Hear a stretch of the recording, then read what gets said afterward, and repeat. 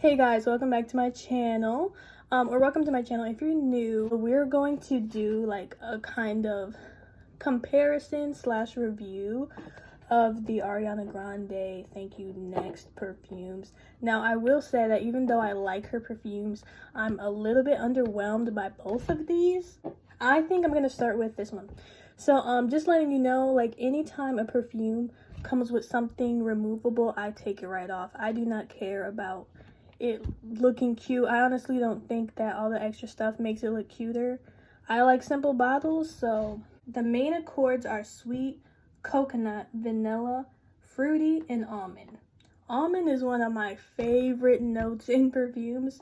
I need to smell this to see if I can really smell almond in it. I'm not sure. I mean, actually kind of, now I'm thinking about it. Let me just read the notes. Okay, so the top notes are raspberry, pear. The middle notes are coconut, pink rose. And the base notes are macarons, and musk. Because macaroons and macarons are two different things. Macarons are like those little, like you use, what do you use? Almond flour, I think, to make the actual cookie, and it has some type of like cream inside of it. So that's where the almond is kind of coming from a little bit when it says that it's like almondy. But let me smell it real quick so I can like remember what this smells like. Now I'm gonna tell you this. The opening, I'm not the biggest fan of. When people say they smell like pickles, to me, I don't think of it as really like a pickle scent. It's just very sharp, and it almost gives off like a like when you put gas in your car and you smell like that weird gas smell. I feel like it's that mixed with like melted plastic, and then that's what the opening smells like. Okay, so I definitely smell that. It's not that bad. See, here's the thing. I've definitely used this, as you can see the little dent in it. And sometimes I don't get that opening note as being very harsh, but sometimes I do, sometimes I don't. Right now, I'm not really getting a strong sour smell, so it's really not that bad. So right now, I can smell the coconut for sure. I would say is what I smell the most. And then you do get a little bit of sweetness from the raspberry. And then I can smell like a little bit of almond, so I can definitely smell that macaron in there. And then it is musky, like as you start wearing it, because I've definitely worn this, so I know like how the dry down is. The dry down is actually pretty good. It's just that there's a very sharpness that starts off, but it also carries, it dies down, but it still carries throughout the rest of the time that you're wearing it. It's definitely something that I would mix for sure. Like I can mix this with like a coconut body spray and it would smell really, really good. So I'm not sure though if I would wear, I honestly don't think that I would wear this by itself. I did try to, and I let it like sit on my skin and see how I liked it. Also, I would only spray this on my skin because when you spray stuff on your clothes, sometimes the perfume doesn't transform. It just stays kind of in that first stage of when you spray it. So it's something that I would only put on my skin. I would probably like to wear it at night because it does give me cozy vibes. And it is very sweet, so if you do like sweet fragrances, you might like this. There's some people that really do like it and they don't get that sharp note because everyone's nose is different, obviously. So I would say it's to try it, you know, but I wouldn't say that this is a blind buy at all. It's hard to rate this perfume because I feel like if it didn't have such a sharp opening, I could give this a 10, and this would probably be something that I would make my signature scent. It's so good without like, if you just try to pretend that there's no sour sharpness, it's an amazing perfume and it's super sweet and beautiful. But it's just that little thing in there that's just making it kick down a few notches for me.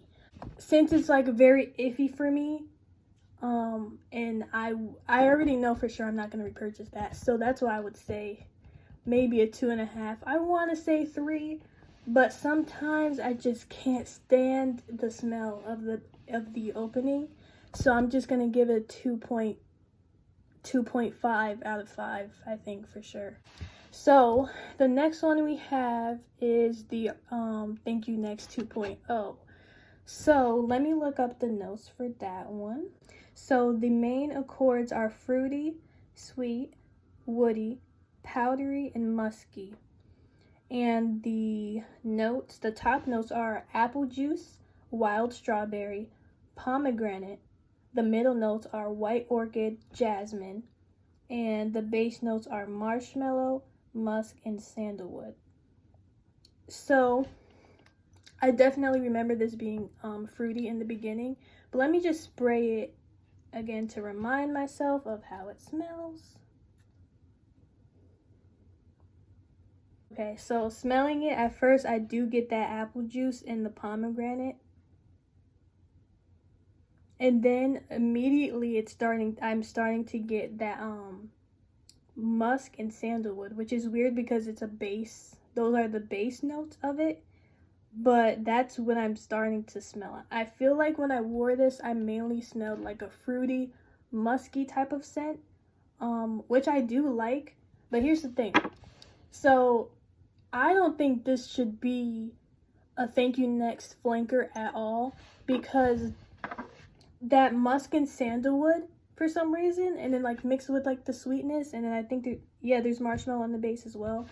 It reminds me so much of Cloud. Now I don't have Cloud right now, but I have had it. I didn't repurchase it because it wasn't my favorite, but I did kind of enjoy it as like a nighttime scent. I really love the opening of Cloud, but that musky dry down, like that Baccarat Rouge 540 type of scent, I'm not the biggest fan of. Like, I don't love it, but I don't hate it either.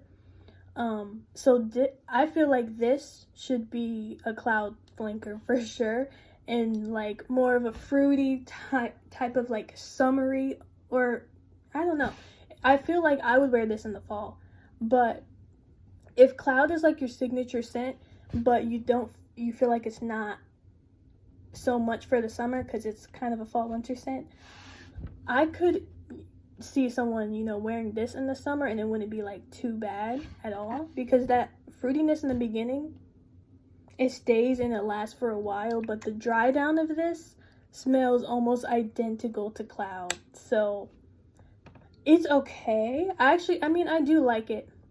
So I think that I would give this a 3.5 out of 5. I keep saying 0.5.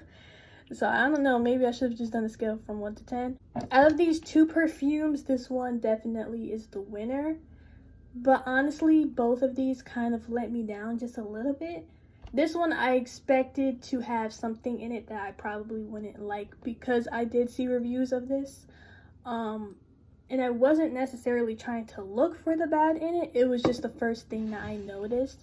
This one I did not know much about, so I didn't know how it would really smell. I always look at the scent notes, so I get sort of an idea, but I wasn't really influenced by what people had to say, so maybe that plays a role in it. But that's my review of these two, and I hope you enjoyed this video, and I'll see you in my next one.